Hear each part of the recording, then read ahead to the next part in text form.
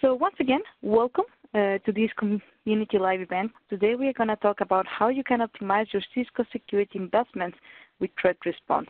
My name is Hilda Arteaga, and I am a community manager of the Cisco community and the host of today's event. So before we start, I would like to let you know something about the Cisco community.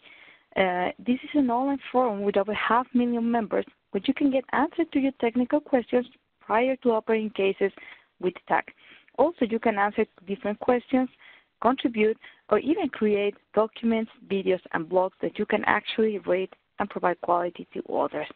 So before we start, I would like to share with you some of the upcoming news or events and activities that we have just on the community right now or related to the security topic. So first of all, I would like to let you know that we are going to have a special forum session. This is going to be an Ask Me Anything event related and connected to this webinar. This is going to be available till Friday 21st, that is till this Friday, and Ben and the rest of the security team, the Cisco Threat Response team, will be helping out to cover all the questions related to this topic. So how does it work out? Well, sometimes you have questions that you forgot to ask during the session, or maybe you were thinking of something that Ben mentioned, and 1 hour, a couple of days after this event, you want to know more about that. Well, that's where you can use this forum space. You can post the question there, and we will help you out to clarify it. Also, if by any chance there are too many questions and we are not able to cover them during the session, or if we have to validate information, then we will be posting them just right here on this Ask Me Anything, and you will find the answers just right there. So the links for all the information that I'm mentioning and all the resources that we'll be presenting during this session will be available on the chat panel. So the chat panel is located on the right side of your desktop screen or on your mobile, just on the 3 dots. So another thing I would like to let you know is that we will be restructuring the security category at the Cisco community. The aim for that is to help you find resources and answers more efficiently. So you can find more details about this announcement. This is going to have place on this Friday as well. So I encourage you to have a quick look, and we hear everything that you said, and that's to help out your experience. Also, we would like to invite you to become an Event Top contributor and a Cisco community contributor. So we recognize those people that are helping out others or that are interacting with others among the community. And also, please help us out to rate content or information that you find on the community. This helps us to recognize the quality content in the community. And how does it work? Well, if you, for instance, make a question at the community and someone give you an answer that helps you out, you can give them a helpful vote. It's very easy. You just only click on the helpful vote, which is that star, as you can see on the screen. Or if they give you the right answer, you can accept it as a solution. That helps out other members as well to identify the right answers are helpful information, and also it encourages participation. So well, just to get started, I would like to introduce you to the panel that we have today. First of all, Ben. Ben Graham is a technical marketing engineer with over 20 years of experience in the cyber threat intelligence field, primarily in the realm of product design and development. His security software career has included roles that span development, architecture, product design, and management of research and development teams. At Cisco, his role is largely to be liaison between customers and engineering, and to help users get the most from the Cisco security architecture. Welcome, Ben, and thank you so much for joining us today. On the panel, we have the question manager that will be help you to answer all your questions in the meantime that Ben is doing the presentation. Ladies first, so we will start with Ira. So Ira is a product manager of Cisco Threat Response. She works closely with multiple functions to ensure product market fit and high level of customer adoption. She has 7 years of experience of project and product management in technology field.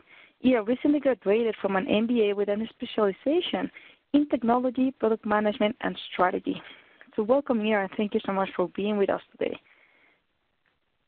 Also in the call, we have Jolene Tam, and he's also part of the team. So thank you so much for joining today. And finally, we have Adi. So Adi Sankar is joining us out from the technical side, and we'll be helping out to cover all the questions as well. So thank you all of you for joining.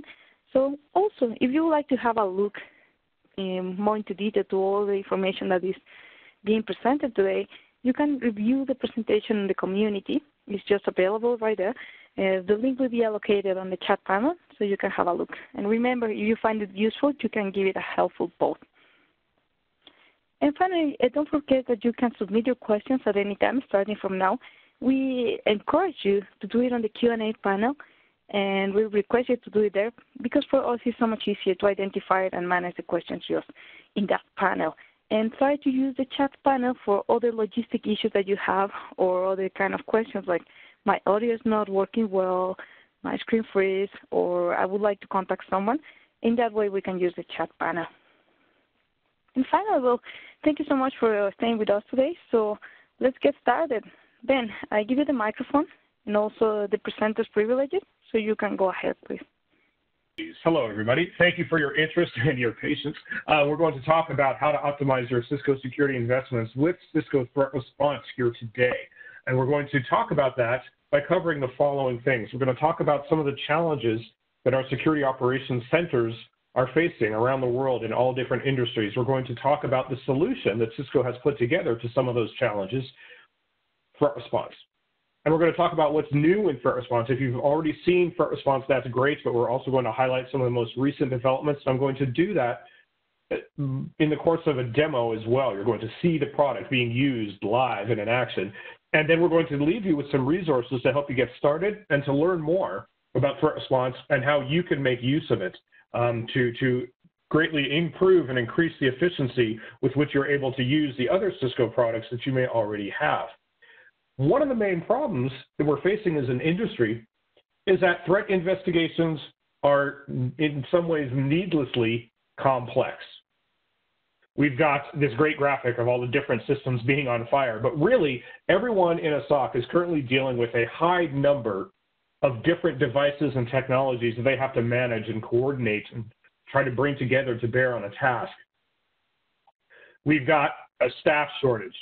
Industry-wide, globally, there's a staff shortage for trained security operators. 65% of organizations that we surveyed or that were surveyed reported that they did not have enough people to fill all the roles. Over 1 million positions are currently unfilled, waiting for the right qualified people to be available. What staff there are as a result, overwhelmed with all of these alerts from multiple different security products. And because of those two things combined, they're simply unable to keep pace with the current threats that are affecting their organizations. Now, in the course of handling a security case, there's generally two main categories of questions that need to be answered. When you find out about a threat or an item that may be a threat, you have to first off determine, is it a threat? Is this thing bad? Is this IP address that I've been alerted about actively being used to attack my organization? Is this file known to be malware? And if it is bad, why? In what ways specifically? And then the other half of this branch, the other branch of this is, has it affected us? Okay, so the file is bad. Have I seen it in my environment? And if so, how and where? Was it downloaded? Was it executed? Which machines? Who's patient zero? How did it get into our network? All of these questions that I have to be able to answer to be able to formulate a reasonable response that will protect the organization that I'm in charge of protecting. And to answer these questions, I might have any combination of the 12 types of products shown on this slide, or I might have more. I might have multiples of some of these. I might work for a company who recently bought another company, and the two companies use different malware detection solutions. So I've got two in that category alone. Many organizations have more products deployed than any one user in that SOC is even aware of. In surveys, we've seen numbers up to 75 different tools and different security technologies that are available for the SOC to use. The industry has done a great job of rolling out a product to solve every possible problem, but there are a lot of problems, as we all know. And therefore, there are a lot of products. And there's a lot of different vendors addressing this space, and vendors each will have a different way of organizing workflows. They'll use different dictionaries, use different words to define or to refer to the same concepts. Occasionally, even within vendors, you'll see these problems. Cisco ourselves has built an excellent market-leading security portfolio by buying companies who have made products. Those products had been made by engineering teams that had never spoken to the other engineering teams making the other products that we would eventually also buy because they were entirely different companies at the time. Cisco is not alone in this. We are addressing that, and this technology that I'm about to show you is our primary way of addressing that that's user-facing. But this is a problem that is industry-wide. And when these things don't work well together, it takes time to bring them together. You have to copy and paste from, in between everything, 12 or more, 75 different tabs open in your browser. Then you're copying an IP address from one interface to the next, or from one into many. What does my email security know about this IP address? What does my web security product know about this IP address? What does my endpoint security product know about this IP address? And so on, all the way through, wasting a bunch of time and lowering your team's effectiveness. So what we're doing is we're turning our portfolio of products into an integrated suite. You're going to hear a lot more about this in the next 6 months or so. But what we're doing is bringing all of these different protective capabilities, all of these different intelligence stores together into a single management and response console by leveraging the intel and the response capabilities of multiple products in one view. So you don't have to be going, jumping between different tabs in your browser to accomplish a simple workflow, so that you can get intelligence and insight from your endpoint security, your cloud security, your network security, application security, and see all of that in one place. All fed by constant threat intelligence from the Talos Research Group and other places, and all protected by this continuous trust verification, so that you cannot have to juggle all of these different consoles that are on fire from the first slide, and can get more done in less time. And Cisco Threat Response is our first step towards this vision, this platform design.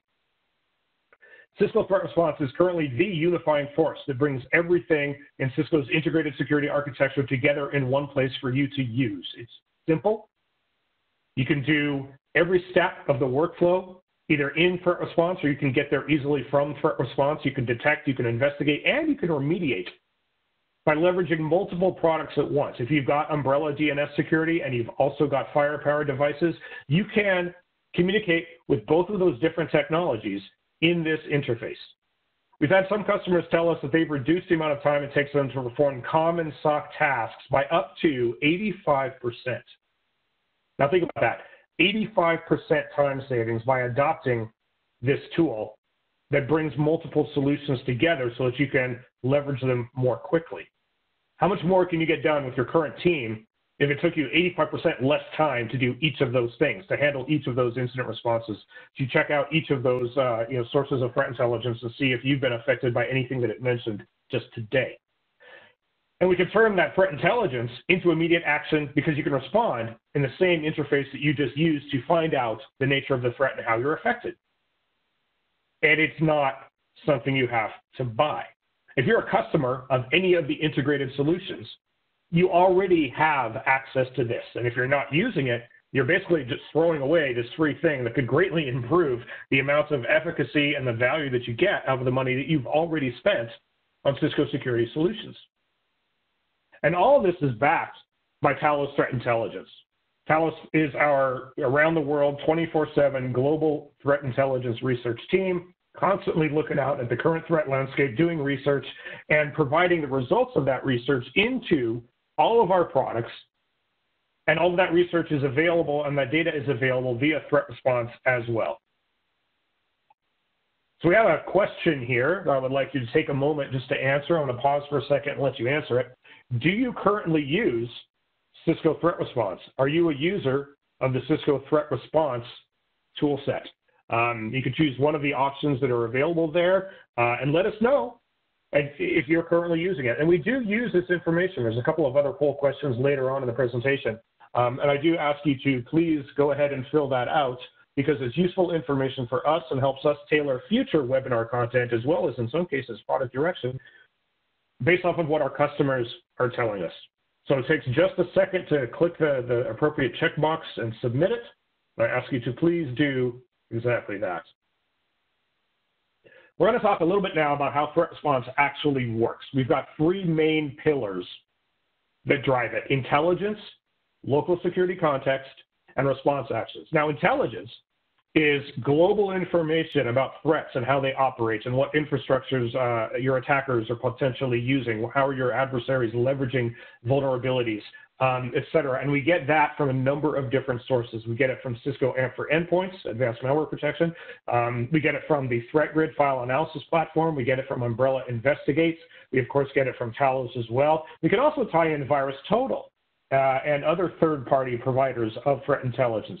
Local security context, the middle pillar there, refers to what's going on in your network. What do you know? What do your technologies know about what's going on locally to you? What does your AMP for Endpoints tell you about file sightings? What does your email security tell you about emails that have been sent in or out of your organization? StealthWatch Enterprise has visibility into all kinds of network traffic patterns.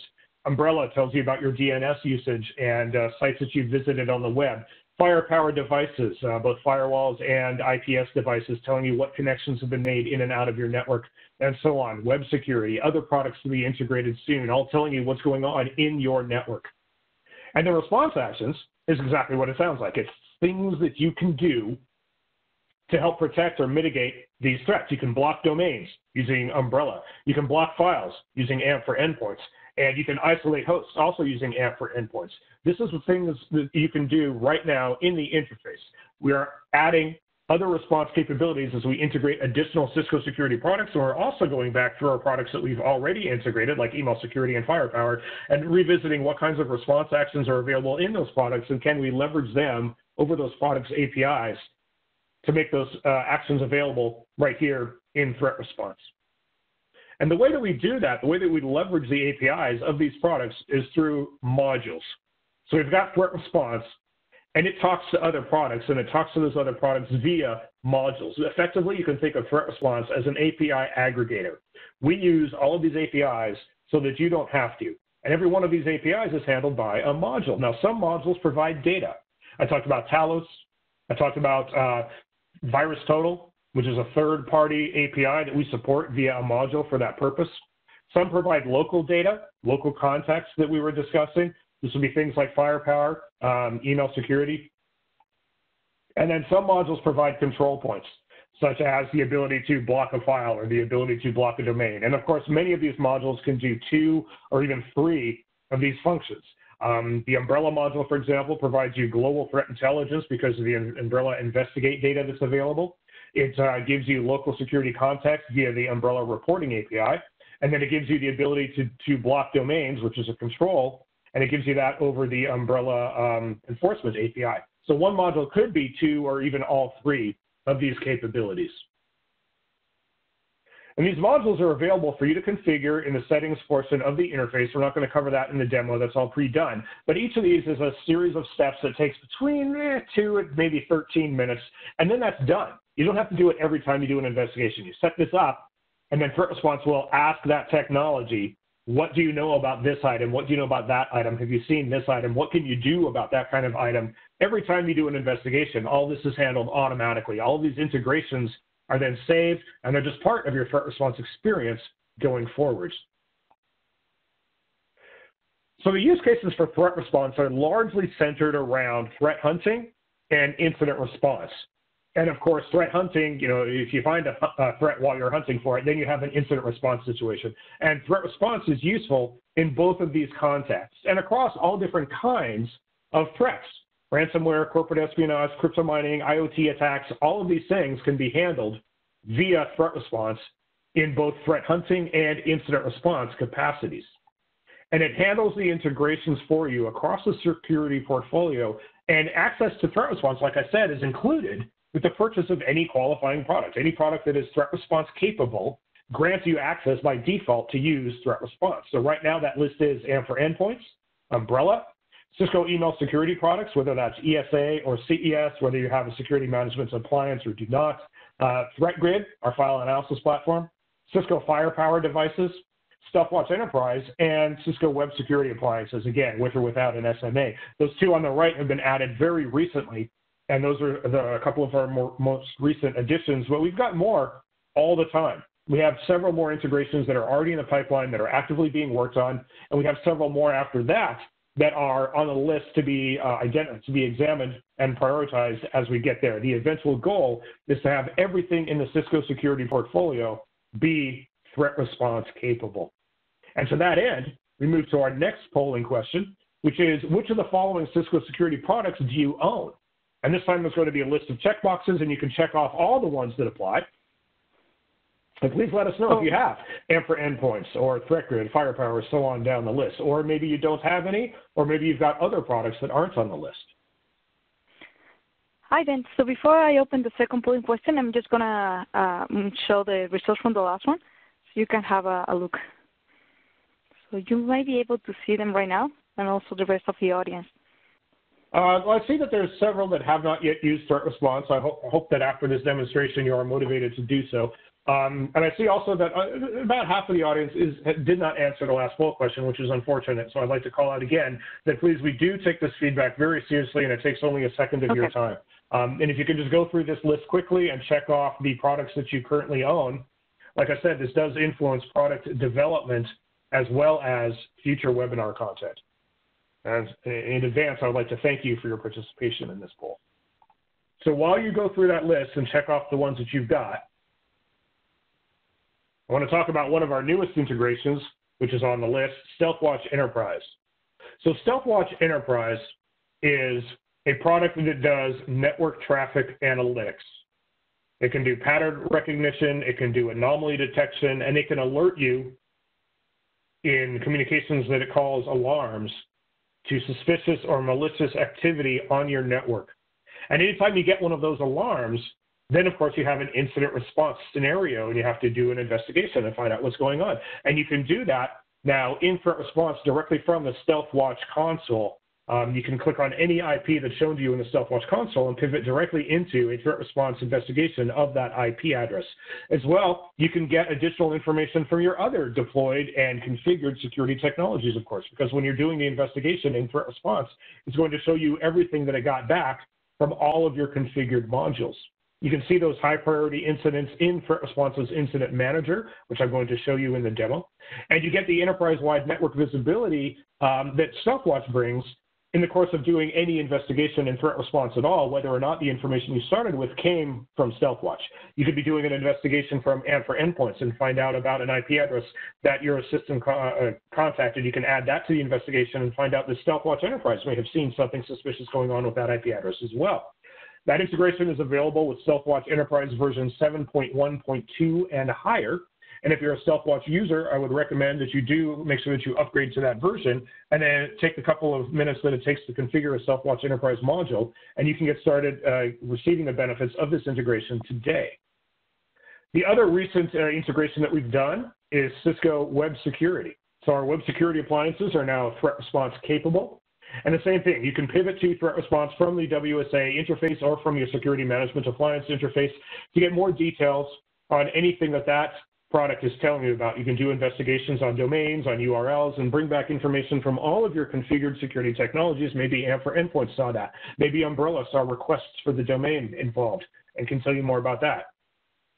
You can enrich any of your threat response investigations with web security context. So again, maybe you started with something that you found out from a threat intelligence provider or something you read about on the internet or an email that you got from a colleague. You're doing an investigation into the contents thereof, and you'll find included with all of your other security products, local security context, information from your web security appliances saying, yeah, I did see, one of your endpoints went out to this website and downloaded that file. And you can continue your investigation with that knowledge. And because you're able to do all of this at once, it speeds up your investigation of all of your web threats because you're immediately getting corroboration and correlated information across the entirety of your Cisco security architecture. And with that being said, it is time for us to go into our demos. You're going to see threat response in action here in just a second. And we're going to start our demonstration of threat response, not in threat response. This is the Talos blog.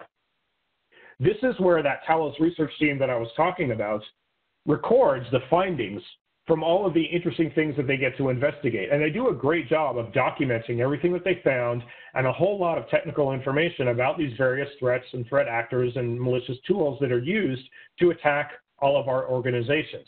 And it goes through step by step. This is how the malware works. This is, what it looks like under a disassembler. We've got a ton of information at our disposal. And really the first thing that most operators are looking for when they read an article like this is stuff like this. Okay, these indicators of compromise.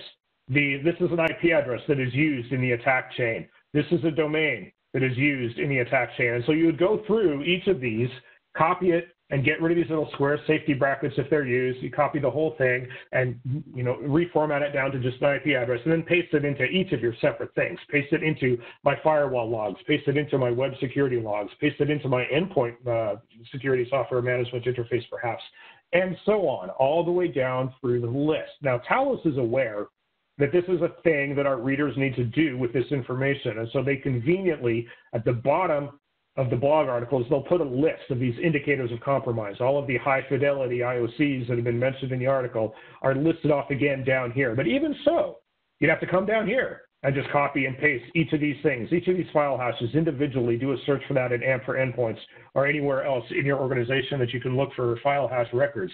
Here are some domains. Here's the list of domains. Do the same thing. Folks, we are all very busy already at our day jobs, and this takes up a ton of time, copying and pasting all this stuff into all of these different interfaces, or even just into threat response. It's only one, and that's wonderful that at least now it's only one, but let me show you this. This is a threat response browser plugin. It's a little button right in my browser, and I'm able to hit a button and have it essentially read this article for me, or at least skim it, and pull out all of the observables. Now, I can still read the article in depth to get a detailed understanding of how this threat works so I find out that I'm affected by it. But at first, I just need to know if it's hit me.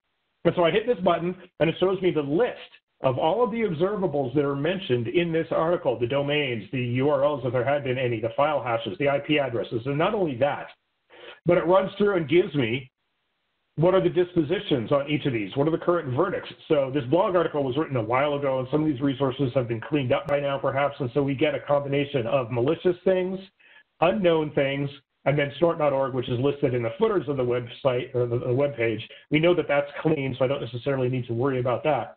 But look at the information that's available to me immediately. I did not have to go check against half a dozen different threat intelligence sources to find out what they each think about each of these observables. I get it all printed out for me here in a convenient color-coded list. Cooternull.com is currently listed as being unknown, but every one of these has this little arrow next to it, and I can hit that arrow and get a full menu of capabilities that are related to what modules do I have configured in threat response and what kind of item is this. So in this case, I clicked on a domain, and because I have Umbrella set up, I can block this domain. I'm going to. Click, click, blocked. I get the pop-up telling me that that did work.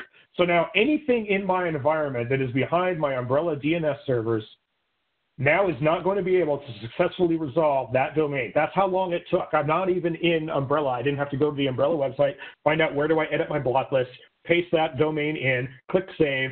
I didn't even have to go to threat response and do it. I'm able to do it right here in my browser, right in the source of the information that I'm working off of. Now, in this example, I'm using the Talos blog. I don't have to. I use it because it's an excellent resource and it's something that much of our audience is familiar with. But this could have been anything in the browser. Another website, an alert from CERT or an ISAC maybe. Doesn't have to be a website per se. This could be the web-enabled management interface for any Cisco or even third-party or competitive security or networking product. Anything I have in my browser. This could have been a Splunk interface. This could have been anything at all. And via this plugin, I get this immediate integration point into threat response. But let's go actually look at threat response now. I'm going to hit the buttons up top and select all of the malicious and all of the unknown items in my list. We don't need to investigate snort.org. And I'm going to pivot into an investigation simply by hitting investigate. And this, what we're starting to see render up now, is the threat response interface. And you see 0 of 15 enrichments complete. The enrichment process, you see it counting up now. The enrichment process is going through the list. This is the list of all of the items that were in my investigation. And it counts through and it does an enrichment on each of those things. 15 of 15 are now complete. And you see it's drawn this diagram. This incredibly helpful diagram that first off shows me, because I see I have purple things, I have targets. 6 things in my network have communicated with or otherwise been seen in relation to one of the items that I'm currently enriching. So I've got 15 indicators of compromise. I've got 6 items that have in some way been targeted by one of those indicators of compromise or possibly multiples. I've got 4 endpoints that have been touched and 2 networks. Now I can simplify this graph a little bit because there's a lot going on right here with all 15 of these things. And so we see some grouping here. This groups up the different indicators that did not affect me. And I can see also that now I've got an IP kind of at the center of this nexus of activity, and I can move things around. I can zoom in and out as needed. I see that one of the domains on the list, there's been communication with a number of different items in my network and this IP address. Now what I'm seeing here is several different kinds of information being relayed to me at once. Everything here that's got a magnifying glass is something that I investigated. And so in this little cluster, we've only got 2 things that have the magnifying glass. We've got this IP address and that domain. Both of those came from our investigation. We've also got all these purple targets, which are the items that I spoke of before. These are my assets that have been seen interacting with something that I investigated. We've got the 2 items from the blog article that my network has touched or otherwise talked to. You see as I hover over each of them, I get the labels on these arrows telling me what kind of connection is it. So this IP address resolves to this domain. This is the reverse DNS lookup result on that IP address. This domain does not have a magnifying glass. It's not something that I investigated, but it came back to me as part of the enrichment process. The same goes for this file hash. This file hash has been seen connecting to the IP address that I investigated, so I get this back as enrichment content. This target network over here has also been seen connecting to this IP address. This URL is related to the domain that we investigated. This file hash is the source of the connections. We can see that the file hash is green. So this is probably a known good file of some kind, but this is still a suspicious URL. You might want to look into that further. And we can do that. We'll go back to this domain here. I can add this to my investigation by simply clicking the pivot arrow and then clicking Add to Investigation. And you see that it's doing that 16th enrichment. It's redrawing everything on my screen. And we see now this new domain that I added to the investigation. Nope, it's still working on it. We see that it's still doing the enrichment on this domain, which I've added to the investigation.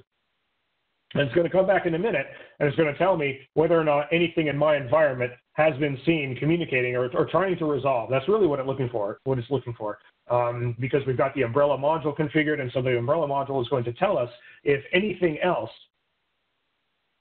has been seen trying to do communications with this domain. We can do the same thing on our file. So we've got this file that was added as an enrichment result. And I can hit this drop-down menu, and I can add it into my investigation. As soon as this investigation here is complete. I'm going to pause here for a second while we wait for the interface to catch up. I apologize for the delay. Might be experiencing some network issues with so many in the audience. Are there any questions about anything that I've covered so far? If there are, please do post them in the Q&A channel. We see here that the 16th enrichment has completed, and we see that something did talk to that MX pool domain. We've got this domain that was the reverse DNS lookup on our IP address, and we see that we've got a target network that communicated with that. And as I hit the target on the graph here, I get the information about it on the top left. And here I see that this was in fact reported by Umbrella, and I see that it's got an ID label of dcloud thermostat, which is a name that I give it when I'm setting up my Umbrella accounts, but Umbrella reports back this information, gives me the internal and the external IP address and the name of it. This is a thermostat. This is an IoT device. I'm not running an AMP agent on it. I don't have any other security software running on it necessarily, but because it's DNS capable, and because I use the Umbrella DNS security product, Umbrella tells me via threat response that, yeah, I have a thermostat that reached out to this domain, which is hosted at an IP address that is known to be suspicious. That's something that I did not know a minute ago, and it is certainly interesting enough that it warrants a follow-up. Okay, I'm going to add this file to the investigation like I talked about a minute ago. And we're now going to see what all of our connected technologies know about this file. You see the enrichment counter going up as we grab all of the results for the other items out of the cache. And the 17th enrichment is what we're currently doing now to get intelligence about that file. Where has it been seen on the network? And I don't have to go through and check my AMP for endpoints logs. I don't have to go through and check my firewall logs to see if my firepower device saw this thing on the wire. I don't have to check my email and web security logs to see if it's been seen there. And remember, I would have had to do this for every single item in that list. But because I've got threat response and because I've configured all of these Cisco technologies to work with it, I'm asking everything at once, what have you seen about this file? So far in this investigation, we've used 8 different modules. These are 8 different technologies that I didn't have to go to and ask one at a time for each of these 17 things. We've got results coming back from Umbrella DNS security, from my firepower devices, from my private intelligence database, which is where I can store information, or where my products can store information relevant to me if needed. I've got results from the AMP Global Intelligence Database, which is a threat intelligence resource that all threat response users get, regardless of whether or not they're actually an AMP user. My AMP for Endpoints installation has seen some of these a couple of times. The AMP File Reputation Database, again, an included module that you don't have to purchase. Whether or not you are an AMP user, if you're a threat response user, that AMP database is opened up for you. StealthWatch Enterprise, Talos Intelligence Database, and my email security appliance, because that is the 9th module. My investigation on this file has now completed, and we see a whole bunch of activity here around this file. What is going on with this file here? We're going to zoom in over here. And we see we've got a new target process, the email service, my AMP Unity configuration of the email security appliance. We see here my AMP Unity configuration of my web security appliance has seen this thing. We see here we've got 3 different email targets to which this file has been sent. So we can rearrange things here to make stuff make a little bit more sense. We've got an IP address that this file was seen connecting to over here. Actually, I'm going to rearrange these in a different order. We see the 3 email subjects. We see the name of the file. We see the message ID. We see here the subject of the message. We see another message ID. We see the domain that sent the email. We see the email address from which the email came. Okay, so we see that this file was emailed into our environment twice in 2 different messages. We see the email subject was mid-year bonus. So it looks like this is some kind of phishing or spear phishing attempt. It only went to 3 email addresses, so it's probably fairly targeted. Here's the IP that sent the other one. So we see that it went to Alexa at my domain, and we see that it went to BCE at my domain, and we see that it went to this 3rd email address here that's not coming up right away, but we see that it went to 3 different email addresses with this file attached. We see that it was picked up by my ESA, it was picked up by my WSA. We see that in one case it was launched by a known good process. We see that the name of the file is midyear bonus, midyearbonus.exe. So that sounds not right, doesn't it? We see here that it was seen at a file path. This file path is C users Alexa downloads. So we've got the Alexa email target. We've got a file path in the Alexa user. We've got the endpoint, Alexa Win10, on which this file was seen. So it connects to this known malicious IP address that started off in our investigation, and this IP address has contacted this target endpoint in my environment, which has then reached out to this known malicious domain. So we need to probably do something about all of this stuff. So I'm going to take this file, I'm going to add it to a block list in AMP for Endpoints. So click on the pivot menu, click on Add it to block list, and it's blocked. Now this is my Unity block list. I'm an AMP for Endpoints user. I've configured AMP Unity so that it ties in my ESA, my WSA, and my firepower devices. What I've just done is in 2 clicks, I have blocked this file across Endpoint and Edge via firewall, email security, and web security appliances. Nothing else in my environment is going to be able to have this file if it's protected by any of those AMP technologies. That's great news. But I've already got it internally on this machine here. And this machine is infected. It's making connections to other boxes on my network. I'm not happy about this. So I'm going to go to the target endpoint over here for the Alexa box. I'm going to start isolation. This is an AMP for endpoints feature, but it's available in threat response because it's available over the API. And you saw the little pop-up down there for a minute confirming. I have now isolated this box. It cannot make connections outbound to my network. It cannot accept connections inbound, except for from a very short block list that I maintain, so that that AMP management console can still work with it, but it can't infect other machines on my network. It can't be used as command and control. It can't be used to, for example, leverage other vulnerabilities elsewhere or to collect data.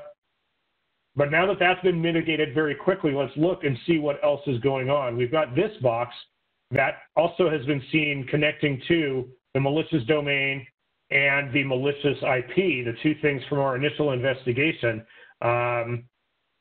It looks like this is a fairly frequent offender, 513 times in the last year. It's been seen interacting with something. We can pivot right over into StealthWatch Enterprise and do a host report on this internal machine.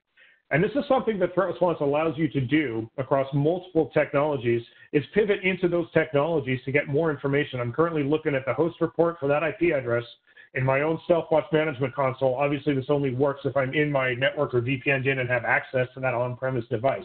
But I see here this machine has thrown 2 alarms in the last 7 days. We've got a data hoarding alarm twice, and we've got a file transfer attempt to the outside twice. I also see all the information that I've configured regarding this IP address. This is one of my billing automation servers in my organization. It should probably not be FTPing outbound, and it should probably not be collecting a ton of data from other locations on the network. I can see all of that information here, easily allowing you to deep dive into other interfaces for your configured technologies to get more information. Now, there's a bunch of features in Threat Response that we haven't really had a chance to cover. There's casebooks, which allows me to organize groups of observables and reinvestigate them at any time. There's snapshots, which allows me to do exactly that, to take a snapshot of the current investigation at the current point in time. You can pull them up later. You can share both of these ways of storing data between users in your organization. This is what it looked like at the time that this snapshot was taken. You can see it's based off of the same investigation. But at the time this snapshot was taken, this is what it looked like. You can take a snapshot at any time to preserve those investigation results for posterity as well. And there's the incident manager, which I mentioned earlier when I was talking about StealthWatch. You see here that file transfer attempt to outside, what my .166 IP address had been seen doing. That's a StealthWatch alarm. And it shows up here in my incidents list, along with alerts from my NGFW devices and other configured and integrated security technologies, allowing me to see all of my high-profile incidents in one place, an incident management console, if you will, that I can then use to immediately pivot into Threat Response investigations, Threat Response's investigation panel, quickly get the information about this alert, what the detecting technology recorded about the events, and then immediately go and do an investigation across all of the configured technologies at my disposal. And again, those technologies are available via modules. This is the modules page. You saw it in a slide earlier. I can add additional modules, and these are the modules that I have configured right now. These are the modules that I have but didn't have to configure because they're included by default. The minute you sign into Threat Response, you've got access to the entirety of the AMP Global Intelligence Database. You've got a place to store your own threat intelligence. This is where incidents, snapshots, and casebooks are stored, but you can also use the API to upload search alerts or ISAC alerts or your own threat intelligence or that you developed in-house or maybe threat intelligence that you purchased from another vendor. The Talos Intelligence Database available for your investigations. And again, the AMP file replication database, billions of file hashes with their associated dispositions. And this is where I'm going to end the demo and lead into polling question number 3, which is where do you most frequently start your investigations? Do you start them in a SIEM? Do you start them in a ticketing system? Do you start them from the console of the security tools that gave you the information about the incidents in the first place? Do you start them from perhaps Cisco Threat Response or anything else? And if you select E, please do let us know what it is. Again, these responses drive our webinar content in future and inform our engineering decisions for future versions of the product. So when those poll questions pop up, please do take the moment to fill that out and hit submit. And I want to reiterate that you can use this anywhere. With our browser-based, or with our browser plugins, you can take all the power of Threat Response and your combined Cisco security architecture with you everywhere you go on the web, anywhere you go in a browser. The links for the plugins are available right there. And cs.co/CTR for Chrome, cs.co/CTR for Firefox, which lets you know which browsers they're available for. They take 2 minutes or maybe as much as 5 minutes to configure. There's a video on YouTube showing you how to configure all of this. And it's a great way to be able to do the kind of investigation that I just showed you from anywhere at all in your browser, any of your existing threat intelligence sources or existing security products that are browser accessible. So the question people are asking often at this point is, how can they get access to Threat Response? And as mentioned previously, you're entitled to Threat Response if you own even one of this list of products on the left. On the right is what you see when you go to the Threat Response logins, which for North America is available at visibility.amp.cisco.com. We also have regional locations in Europe and in the Asia Pacific area that have different logins, which will be pasted in the chat channel for you later on. And you get the option to log in with AMP for Endpoints via a Cisco security account. If you have an AMP for Endpoints account, that is your Cisco security account. Or if you have a ThreatGrid portal account, you can log in with your ThreatGrid credentials. If you don't have either one of those, you can click the bottom link.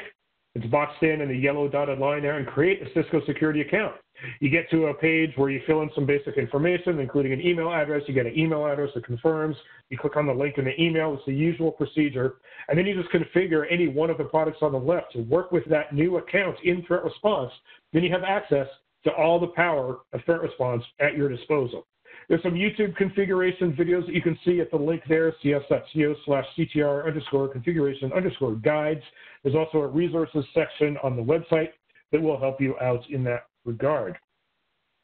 If you would like to have a hands-on, interactive, instructor-led experience on how to use Threat Response to its utmost with the technologies that you may already have available to you, you can sign up for a threat hunting workshop.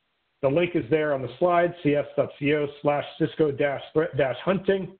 This is a classroom event. We're going to have somebody come in to a location near you, and you can take you and your team to this event and spend several hours with instructors helping you out, rolling up your sleeves and actually using the tools to learn how to streamline your SOC functions. So to review, what you do to get started is sign up or log in North America at visibility.amp.cisco.com. Configure even one module for the product you already own, generally by pasting your API keys or by configuring a single device. Once you've done that, you can then start using it. You can, of course, go back and configure the modules for all the other security products from Cisco that you may have deployed, but you can start using it as soon as you have even one. And then you can start your investigations in a browser plugin or just by pasting in any combination of indicators of compromise or random text. Remember, the product can pull the IOCs out of any arbitrary text that you might paste in. It's that easy and that quick to get started. Additional resources for more information, you can learn more at cs.co/threatresponse. You can join our community at cs.co/CTR_community. And you can watch a number of YouTube videos, including demos and configuration guides at cs.co/CTR videos. That is case sensitive. CTR is uppercase, videos is lower. And please, if you do have any last minute questions, go ahead and submit them now. And at this point, I'm going to stop sharing and turn you back over to your community's team. Thank you very much, everybody, for your attention and your interest. Thank you very much, Ben, for such a great presentation and for guiding us towards this solution. So right now, the rest of the team and the panelists, they are helping out to answer questions. So remember, if you have 40 questions, just don't forget to place them out on the Q&A panel. So I don't know, Ira, Adi, and the rest of the team, if there's any question you would like to clarify here with Ben or comment verbally. Well, I do see that a slim majority of our respondents who responded start their investigations in the console of their security tools. This is in line with what we've seen elsewhere. The investigation may eventually end up using a SIEM or a ticketing system, but most of the time it does start in the console of the security tool that first told them that there was something worth investigating. build these pivot points into all of the consoles of the integrated products so that you can immediately go from the information that you got that led you to believe there's an investigation that needs to be done. In a single click, you are in that investigation and threat response using everything that you've got in your environment together, even though you started at only one console. I would like to mention briefly, there's a question about integrations with third-party security vendors. Threat Response has an API. So not only is it an API aggregator that brings in all the features of various products APIs together, but it itself has an API as well. In fact, everything that I showed you in the demo, you can do over that API. Threat Response is built from the ground up as an API first, and the web interface is just a client to that API. Adi mentioned that in his response to the question, but I wanted to call it out verbally in case people are not watching the Q&A panel. We're not working on the specific integration that was asked in the panel, but we do have a team that Adi mentioned that is dedicated to providing third-party integrations by working with those other vendors. In addition, any vendor of any security product can contact us and gain access to the API to write their integration into Threat Response. So if they want their products to be Threat Response capable, that can certainly be done. The system was built with exactly that kind of cooperation in mind, so that it's not a Cisco-only architecture. We already do have a module for VirusTotal. VirusTotal is a threat intelligence source that has an open and well-documented API. You can go there and sign up for a free account and get an API key, plug it into your VirusTotal module in Threat Response, and we will use that for you in the course of every investigation you do going forward from that point. So hopefully that answers the question, but it is an important point that I want to make sure people are aware of, that it is available for integrations with third-party products. We're going to be having some announcements fairly soon about what some of those products are and the integrations that are available. In fact, I can tell you there's already one for Splunk. Awesome. We have a couple of questions. So one of them I just assigned it to you, Ben, if you can have a look, or I can read it as well. So the question is, if we use Splunk SIEM, we could see that in the Threat Response console. And the answer is that yes, they do work well together. You can use it right now with the browser plugin. And that integration that I mentioned is going to be coming out soon to allow you to tie it in as a data source for investigations. So can I use CTR with just FTD, or will I always have to have a valid AMP4E or TG account? Oh, yeah, absolutely. No, absolutely. If you have firepower devices, you can use Threat Response. You don't need to also have AMP. You don't need to also have ThreatGrid. Click the bottom link on the sign-up page or the sign-in page for Threat Response to make your own Cisco security account. Fill in the form, get the email, click the link in the email, then you will be logged into Threat Response, but you won't be able to use it yet because you haven't configured any modules. So the first thing you're going to need to do is then add a module and configure your firepower devices, and there's various walkthroughs to help you to accomplish that. As soon as you've done that, configure the firepower devices you already have, then you're in. And then you can use Threat Response, even with just firepower. Remember, if you only have one product, you know, the selling point of being able to use all your products together might not seem as appealing, but remember, it allows you to search for multiple items at once, whereas the interfaces of these products typically don't.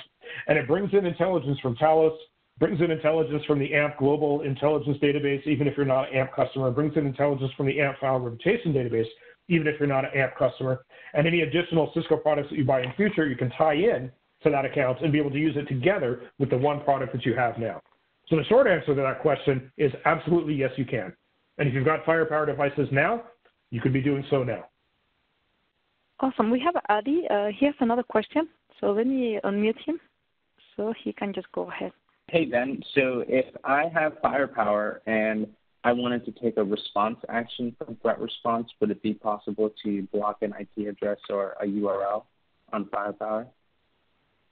It is possible currently. There's going to be some more instructions on how exactly to do that. It's not done in the same way where you click the pivot menu and you see it there in your list of options.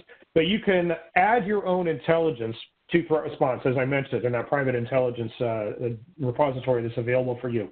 And then you can set your firepower devices to consume intelligence from that repository. And via those two things, what you can do is you can add a judgment on that IP address. You can say, this is an IP address that I've decided is bad. You set up your firepower to consume a list of all the IP addresses that you've decided are bad, and then firepower can automatically block those. Every time it refreshes the list, it'll look for new additions and add blocks for those IP addresses. So It's a little bit different than the response actions that are available from the products directly, and that's why it wasn't included in the initial slide about it, but it is something that's technically feasible, absolutely. Yeah, okay. So, well, thank you so much, Ben, and to all the panelists. They have been doing a great job answering all of the questions. So that means that with this, we are going to close this session. So the next thing I would like to say is thank you, all of you, for joining us today. We hope you have learned a lot. There are many additional resources, and all the questions we will be placing them at the event page on a FAQ document. And also remember, you have 40 questions. You can go to the Ask Me Anything event of this session, and we will help you out to clarify them till this Friday, February 21st as well. And well, if you want to have a look to further events, activities, news, and any other things that we have at the Cisco community and related to this Cisco topic, don't forget to check out our social media channels. We're available on Twitter, on Facebook, YouTube, on LinkedIn, and if you're a customer or partner, you can check out everything on the application, the Cisco Technical Support at your mobile device. If you would like to have access to other trainings in different languages, like the one you saw today, remember we are available in different countries, languages, and you can find events in Spanish, in French, in Russian, in Portuguese, in Chinese, and if you are preparing for the Olympic Games, also in Japanese, so you can find them in that language as well. And if you are looking as well for further IT training, we encourage you to have a look to all the things that Cisco Learning is providing. They also provide trainings like this one and among any other technologies. Once again, thank you so much for your time. We'd like to ask you to please fill up a survey. It will come out in a pop-up window just after we complete this event. Your comments help us out to improve, and let us know what kind of topics you would like to see in future events and in upcoming sessions as well, and how we can improve all this for you. And for all of you who will answer this survey, you can redeem a 35% discount from Cisco Press in any of a book title or any educational material, and that is the code. So feel free to use that one as well. And once again, thank you so much, Ben, Ara, Adi, Jolene, and Jimena and the whole team. And we hope to see you in an upcoming session. Thank you so much, and I wish you have a wonderful time. Thank you all. Thank you.